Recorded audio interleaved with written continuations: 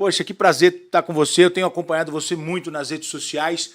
Eu acho que você é um dos caras que melhor fala sobre a guerra. Vamos começar falando sobre a guerra na Ucrânia, a invasão russa. Nesse momento, em que pé está a guerra?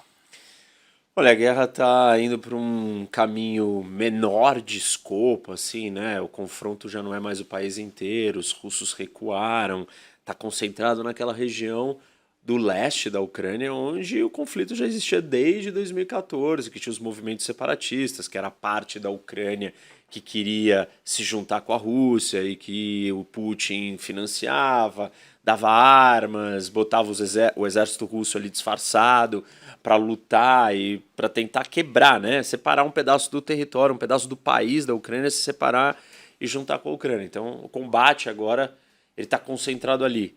Putin tentou conquistar o país inteiro, na verdade tentou conquistar a capital, derrubar o governo do Zelensky, que é o presidente da Ucrânia, e não deu certo. E aí ele virou e recuou, e está concentrando os esforços nessa região.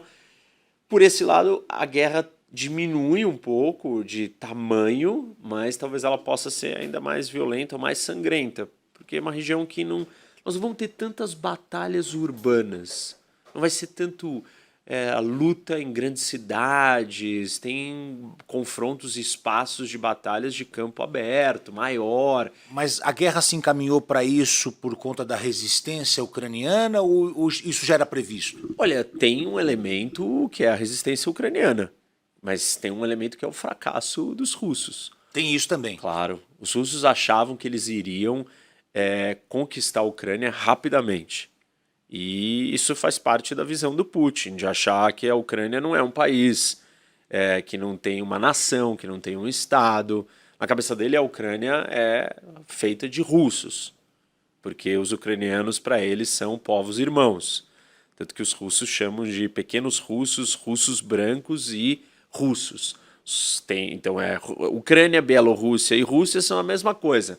Na cabeça do Putin, historicamente, eles têm um laço, têm uma história de irmandade, porque surgiram do mesmo lugar, mas são países diferentes, são culturas diferentes, são histórias de nação diferentes.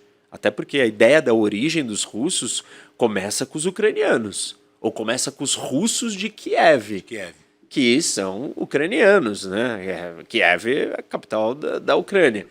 Então, o Putin nunca aceitou isso, não percebeu, e parte do erro dele vem daí. Se ele realmente acredita que eles são a mesma coisa, que eles não devem ser um país, ele achou que ele iria invadir e ele ia ser recebido de braços abertos. Do mesmo jeito que esse é um erro comum, talvez esse seja um dos maiores, os erros mais comuns em guerra.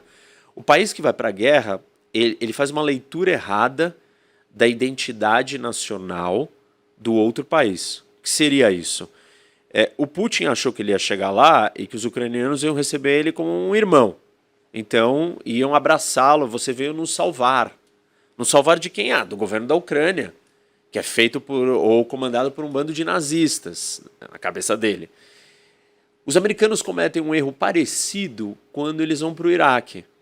E eles vão derrubar o Saddam Hussein, e o Saddam Hussein controlava o país na mão de ferro. E aí os americanos acham que o Iraque, ao tirar o Saddam Hussein, vai se manter coeso e unido como uma única nação. E não é isso que acontece. O Iraque praticamente se fragmenta em 3 outros pedaços, ou 3 países. De um lado os sunitas, do outro os xiitas e do outro mais ao norte os curdos. O Saddam Hussein mantinha o país com a mão de ferro ali, unificado à força.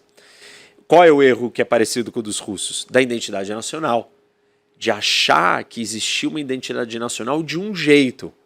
Os americanos achavam que o Iraque tinha uma identidade nacional unificada. E aí, quando você tirou o ditador, o país meio que se quebrou em 3, começou uma guerra, quase que uma guerra civil ali, e complicou a vida dos americanos. Os russos também cometem um erro de leitura da identidade nacional ucraniana, que é esse: é achar que os ucranianos não se sentem separados deles e vão recebê-los como grandes irmãos e amigos que vieram nos salvar.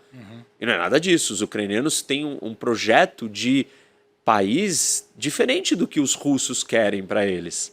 Um projeto de se juntar com a União Europeia, de ficar rico, próspero, se desenvolver, se conectar com o mundo moderno.